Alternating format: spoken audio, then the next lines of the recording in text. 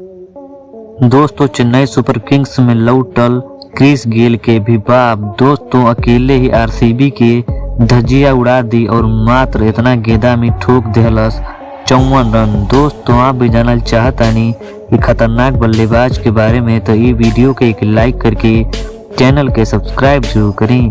दोस्तों जैसन के आप सभी लोगन के पता बा IPL और 24 के आगाज हो चुकल बा, जेकर पहला मुकाबला चेन्नई सुपर किंग्स और रॉयल चैलेंजर्स बेंगलोर के बीच में खेलल जाई। लेकिन ये मुकाबला शुरू होखे से पहले आरसीबी के धज्जियां उड़ावे चेन्नई सुपर किंग्स में लौट चुकल बा बहुत ही खतरनाक खिलाड़ी, वो भी क्रिस गेल के भी बाप। दोस्तों वो खिलाड़ी और कोनो ना ही बल्कि ऋतुराज गायकवाड़ है। दोस्तों ऋतुराज गायकवाड़ प्रैक्टिस कर चेन्नई के तरफ से मात्र एक ओवर में ठोक देना 54 रन, जिनमें से लगा देना 9 गगनचुंबी छक्का। दोस्तों जिनमें 3 गेंदा 9 बॉल रहा, कुल मिलाकर एक ओवर में ठोक देना 54 रन। दोस्तों ऋतुराज गायकवाड़ के ऐसे ही तूफानी पारी की उम्मीद हुई चेन्नई सुपर किंग्स के आरसीबी के खिलाफ पहला मैच में।